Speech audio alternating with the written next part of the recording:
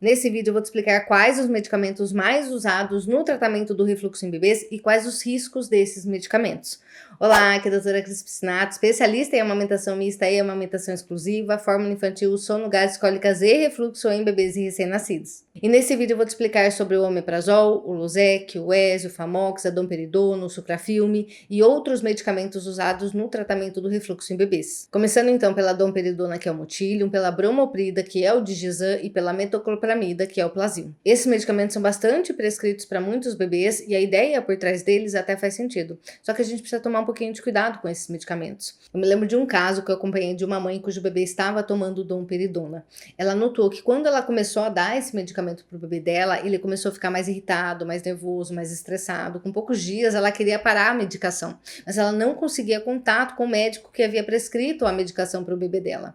Até que o bebê dela teve convulsão e eles foram parar no hospital. Agora imagina o desespero dessa mãe de ver o seu bebê ali passando mal e não saber o que fazer. A domperidona, a bromoprida e a metoclopramida são medicamentos procinéticos, ou seja, eles agem aumentando a motilidade gástrica, o esvaziamento gástrico. E eles são usados para fazer com que o leite saia mais rápido do estômago, porque assim, teoricamente, o bebê não teria refluxo. Só que o problema do refluxo não está no leite, que está no estômago, e é por isso que mesmo longe das mamadas, o bebê continua tendo refluxo.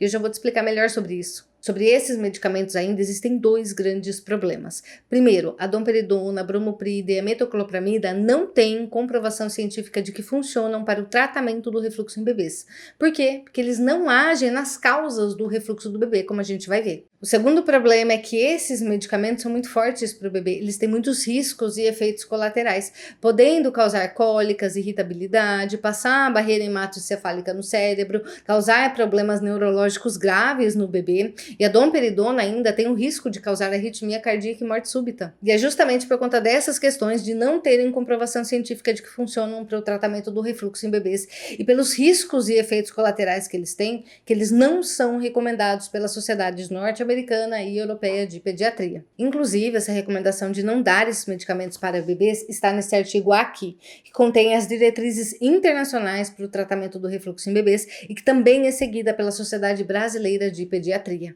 Ah, Cris, mas se esses medicamentos não são recomendados para o tratamento do refluxo em bebês, por que então tem tantos médicos que ainda prescrevem? Boa pergunta, não era para prescrever, né? Gente, da mesma forma que a gente tem profissionais bons e ruins, a gente também tem médicos bons e ruins. E quando o médico não te orienta, não te explica, quando você não concorda com o tratamento proposto, ou ainda, quando você sabe que o que ele está propondo vai fazer mal para o seu bebê, é importante que você tenha senso crítico e que procure outro profissional. Agora eu vou te explicar sobre os outros medicamentos, mas antes, se você está gostando desse vídeo, dá o seu like. Isso faz com que o YouTube entregue esse vídeo para mais pessoas e mais pessoas serão ajudadas através desse conhecimento. O omeprazol, mais conhecido como Losec Mumps, o esomeprazol ou Ezio e o Famox ou famotidina agem reduzindo a produção de ácido pelo estômago.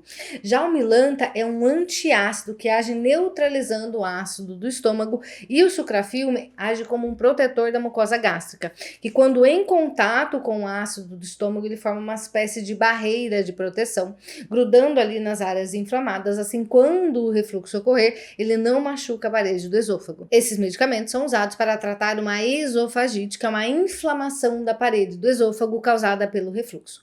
Mas é para tratar qualquer inflamação? Não. O Losec, o Ezio, o Famox e outros medicamentos dessas classes só são indicados ou deveriam ser indicados para tratarem uma esofagite erosiva, o que é muito raro. Inclusive, nesse estudo aqui foram avaliados com endoscopia bebês e crianças com refluxo e nenhuma delas tinha uma esofagite erosiva que justificasse o uso desses medicamentos. Tá, Cris, mas se é muito raro um bebê ter uma esofagite erosiva, por que então esses medicamentos são tão prescritos? Sinceramente, eu também não consigo entender.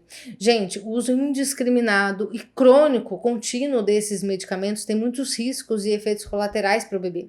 Talvez você saiba, talvez não, mas além de nutricionista, eu também tenho graduação, mestrado e doutorado em farmácia. E é por isso que eu me preocupo tanto com esses riscos e efeitos colaterais. Para você ter uma noção, como eles afetam a digestão e a absorção de nutrientes, eles podem causar desnutrição, anemia, problemas cognitivos graves pela falta de absorção de nutrientes importantes para o desenvolvimento do bebê, podem causar osteoporose, baixo ganho de peso, podem desencadear alergias alimentares. Além disso, ao reduzirem a quantidade de ácido no estômago, eles comprometem tanto a imunidade do bebê, porque o ácido do estômago é uma barreira importante de proteção contra vírus e bactérias, quanto esses medicamentos afetam diretamente o próprio funcionamento dessa válvula aqui, entre o estômago e o esôfago.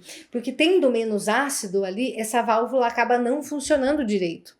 Inclusive, é por isso que muitos bebês golfam mais com esses medicamentos, porque como a digestão está comprometida, esse leite demora mais para sair do estômago. E como tem menos ácido no estômago, essa válvula entre o estômago e o esôfago relaxa com mais frequência. Consequentemente, o bebê golfa mais, tem mais refluxo. Como mãe, como pai, é importante que você tenha clareza dessas dinâmicas e conheça esses riscos. Mas atenção, eu não estou falando para você parar com esses medicamentos, tá bom? Até porque se você retirar esses medicamentos da forma errada e não tratar as causas do refluxo do seu bebê, ele pode ter um efeito rebote e vir a ter uma crise de refluxo por conta disso. Então, cuidado, tem jeito certo de fazer isso. Primeiro a gente trata as causas do refluxo do seu bebê e só depois é feita a retirada desses medicamentos com segurança. Tá, Cris, mas o que eu faço então? Para que você entenda o que eu vou te explicar, eu vou te explicar 2 pontos importantes antes, que quase ninguém explica, mas que são essenciais para que você consiga ajudar de fato seu bebê a melhorar do refluxo. Antes de continuarmos, se você está gostando desse vídeo, se inscreve no canal, porque isso me estimula a fazer mais vídeos como esse para você. Primeiro ponto, o problema do refluxo não está no leite que está no estômago, nem no ácido que está no estômago. O problema do refluxo é essa volta, é esse sobe e desce. Ah, Cris, então o problema é na válvula que fica abrindo. Também não. Muita gente acredita que o problema do refluxo está nessa válvula aqui, entre o estômago e o esôfago, né? Mas essa questão dessa válvula que ficar abrindo com mais frequência é uma dinâmica que a gente observa com um golfador feliz, ou seja, no refluxo fisiológico normal, onde o bebê golfa, regurgita, mas não sente dor, não sente desconforto, está bem, está dormindo bem, está se desenvolvendo bem. E tanto é que a gente nem fala que esse bebê tem refluxo, a gente só fala que ele é um golfador feliz. O segundo ponto que precisa estar muito claro para você é que refluxo com dor e desconforto é sintoma. E é por isso que o primeiro passo é levar o bebê ao médico. Às vezes o bebê está tendo refluxo por conta de uma infecção, uma intoxicação alimentar, uma doença mais grave, como uma malformação, por exemplo. Então o primeiro passo é sempre levar o seu bebê ao médico para que ele avalie clinicamente, fisicamente o seu bebê e se ele suspeitar de alguma doença mais grave, ele vai te pedir exames. Feito isso, se o bebê continua com dor e desconforto, a investigação das causas desse refluxo precisa continuar. E é aqui que muitos profissionais erram. Ao invés de continuar essa investigação e acompanhar os pais de perto para identificar e tratar as causas desse refluxo, muitos médicos simplesmente falam que é um refluxo normal e que passa com o tempo, mesmo com o bebê não estando bem. E nessa de ficar esperando o bebê melhorar sozinho com o tempo, muitas vezes esse refluxo acaba evoluindo para uma doença do refluxo gastroesofágico com outras complicações, que foi o que aconteceu com a minha filha e que é o que acontece com milhares de famílias. Guarde isso no seu coração. Se o seu bebê está golfando ou tendo um refluxo oculto e você está vendo que ele não está bem, que ele está mais irritado que o normal, está chorando mais que o normal, está se contorcendo, arcando as costinhas para trás, está fazendo carinha de dor, de desconforto, esse refluxo não é normal e é preciso investigar outras causas do refluxo. Pela minha experiência clínica, trabalhando há quase 10 anos com refluxo em bebês, na grande maioria dos casos, o refluxo com dor e desconforto é causado por intolerâncias alimentares, sobrecargas digestivas e gatilhos de refluxo, que olha só, através de diferentes dinâmicas fazem com que haja um aumento na pressão do estômago.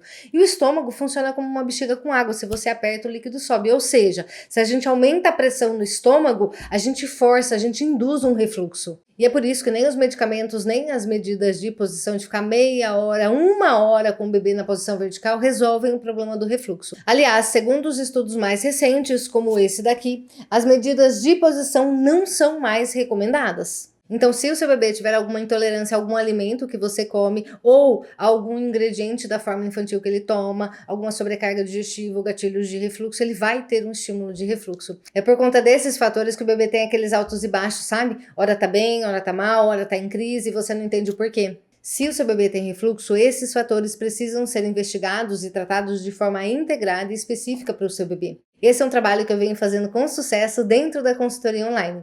Nela você tem consultas, o estudo do seu caso antes da consulta e orientações específicas do que precisa ser feito, corrigido e ajustado. Eu realmente pego na sua mão e te acompanho em cada etapa do processo. E sim, a gente vai se falar quase todos os dias pelo WhatsApp. Esse é meu compromisso com você, te dar todo o suporte e orientação que você precisa para que seu bebê melhore e fique bem. Porque refluxo com dor e desconforto não é normal. E para você ter uma noção, em 99% dos casos que eu acompanho, quando o bebê tem um refluxo inicial e a gente trata as causas desse refluxo, em uma semana o bebê já tá melhor, já tá sem dor, tá mamando melhor, dormindo melhor. Se você quer que eu te oriente e te acompanhe nesse processo também, vou deixar um link da consultoria aqui abaixo na descrição desse vídeo para você. E se você tem dúvida ainda se o refluxo do seu bebê é normal ou se você precisa se preocupar, assista esse vídeo aqui. Eu vou ficando por aqui, um grande beijo no seu coração e nos vemos no próximo vídeo.